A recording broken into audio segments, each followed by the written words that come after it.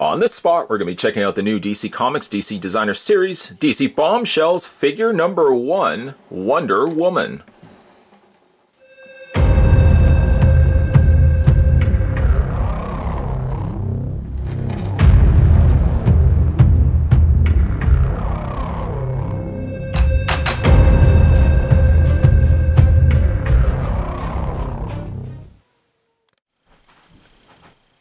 Now, I have to actually come clean. The opener of that review, I did cheat. I used a Harley Quinn from the recent Harley Quinn wave of DC Designer Series figures, just because she needs a display stand. I wish, of all the things this figure does well, I wish she actually could have come with a display stand, because one of the big glaring issues with this particular figure, she stands horribly. The culprit, as you could probably see, is the extremely small feet here on Wonder Woman. There's very little of a footprint. If you factor in, it's really only the front and the back that makes up what footprint she can get from a surface. The figure is very, very hard to stand, and a lot of times you'll have to kind of prop her and angle her back to get her to properly stand. If not, you do run the risk that she does topple forward. So what I may ultimately do is just grab a display stand from my collection and display her with one of those, because yeah, she's not going to stand very well at all. Shortcomings aside, or in this case short feet aside, this is a beautiful looking representation here of Bombshells Wonder Woman.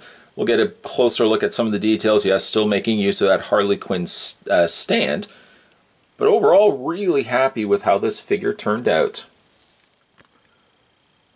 Personally, one of the lines that I always hoped that the designer series was going to tackle was the bombshells here. Now they've released a wave of 4 figures, Wonder Woman being the first one we're going to look at here. Overall, I think she turned out really well. The face is actually one of the things I like the best about this figure. Now, sadly, it's not without some QC issues. As you can see here, the yellow bandana that she is wearing atop her head, sadly, some of the yellow has carried itself over into her hair. I suppose that could be something I could easily just touch up with a brush or marker even. Just get kind of a black paint going in there to kind of touch it up. That is about the only QC, at least when it comes to paint-wise, that's the only real issue I have with the figure. Face sculpt, though, very happy with how it turned out. I love that they've given her a big smile. The bombshells as a whole, that's a line, if you ask me, that really deserves all those figures to have big smile, big joyous smiles on their face, and Wonder Woman here is no exception. Like also that they put a little bit of light reflecting also in her eye, just gives a little bit of extra personality. Some additional shading has also gone a long way now as well around the eye area there with the eyeshadow. Love also the sculpt of the hair. The hair is actually one of the nicest hair sculpts I've seen on a DC Collectibles figure. Some nice airbrushing there, also done to the shorts portion here. She still carries over Wonder Woman traditional outfit, of course now in a bombshells scheme. So things even like her gauntlets here are carried over. The gold emblem there also on her belt. The reds and the blues still also shine, and also the reds and whites, I should say, in the boots are also well done here. It's got a lasso of truth. Unfortunately, it cannot be removed, which is a lot of times what you'll see with the collectibles figures. They don't tend to put a lot of the lassos in her hand. They generally are affixed to the side here, and Bombshells Wonder Woman here is no exception. Yeah, overall, really, really happy. She does read a little broad. Understandably so, I could see from like the thigh portion up, but she does read a little on the broad side, I think, essentially from the knee down. Very, very thick on the lower leg area here. Of course, she's a muscular character. It does seem like it's a little too broad here. Well, we've gone this far using the Harley Quinn stand. We might as well just continue using it. Her accessories that she comes included with is a wrench, painted in a crimson red, and some nice accents there of the metal in gunmetal gray.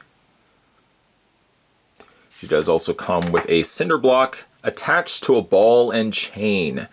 And yes, you can actually get them in her hand. I'll show you that in a second. And then while we're at the topic of hands, she does also come with 4 extra hands. I knew she was actually going to start toppling over here. She comes with extra 4 hands. I did swap So just in case you do get her out of the packaging and you think that she comes with 2 closed fists, that actually is true. She does come with 2 closed fists. I've actually just gone ahead and swapped them out just so she could hold the wrench. And then as well, she comes with a pair of different alternating pairs of gripping hands of various sizes. So when you get to things like the wrenches, it's better suited to be using the hands that are a little bit broader of a grip. And then we can go ahead and take the figure off. Take her off the display stand that she didn't really technically come with anyways. Pop in the new hand. And this hand, again, suited for the wrench. And this one sits a little loose. I end up using the smaller hand, which was this one right here. You end up using at the beginning of the review just because it held the wrench a lot tighter than this one right here. But this one here is a good suited size for holding the ball and chain. You can kind of drape it over her fingers, or again, if you want to take the chance, you can also try to finagle it in between the smaller area here of the closer gripped hands. I like the ball and chain. I think that's a nice touch as well. The fact that they would have even gone to the extent of rusting the point where the chain connects to the ball, and the area as well, the individual links all have these little touches, these little sprinklings here of rust, which is a really, really, really nice touch. But my go-to look, I think, for Wonder Woman here will likely be using the wrench, kind of like what we did at the beginning of this review.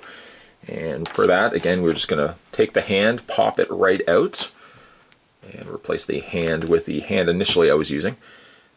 And it's a tighter fit, granted that. It is a tighter fit, but then at least it guarantees a secure fit, and then you can do whatever you want. Now, as well, this figure does have the double hinged elbows, which does make the arms look a little awkward because it bends the way that it does. It leaves this big noticeable gap here if you leave the arms straight. But if you do accommodate a double hinged elbow, well then indeed, you have the option then to bend it. And I kind of had just like initially the wrench draped over Wonder Woman's shoulder, which is probably going to be how I display the figure. Of course, displaying the figure with a display stand. Wonder Woman gets a ball joint in the top portion of her head, so she gets a full rotation there, not hindered at all by her hair. Hinges on the shoulders as well as a full rotation there. Again, as mentioned, she does have the double hinged elbow, which works in a good way and then also somewhat hinders the figure because you really want to always kind of bend the arms. If you have them straight, you've got this big noticeable gap here where the double hinge leaves a gap in between the forearm and the bicep.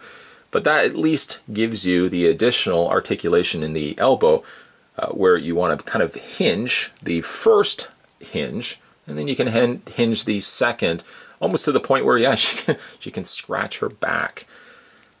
Then it gets to the wrist. The wrists do rotate, as well as a hinge back and forth. She surprisingly has a crunch, which is not a lot of times you see on DC collectible figures, but she does have a ab crunch here, as well as a ball joint on the upper torso. Legs split out, as well as a very forward motion on the legs.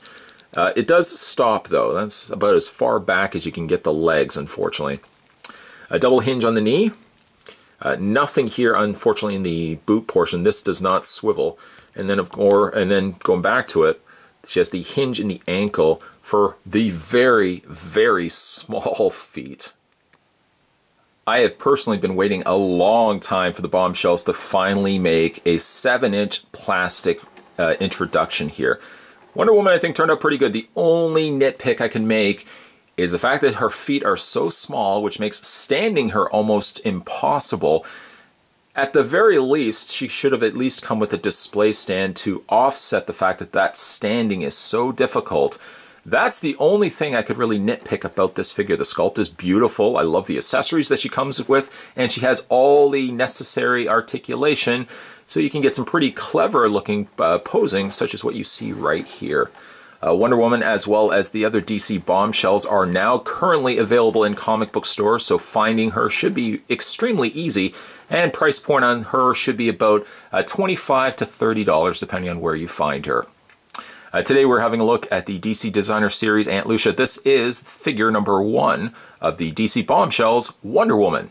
If you like what you guys see, you're a subscribe button away from joining this community, this subscribing channel. And if you like more Wonder Woman, guarantee there's probably going to be a playlist in my channel where you'll be able to find more Wonder Woman goodness. As always, thanks for watching, guys. See you next time.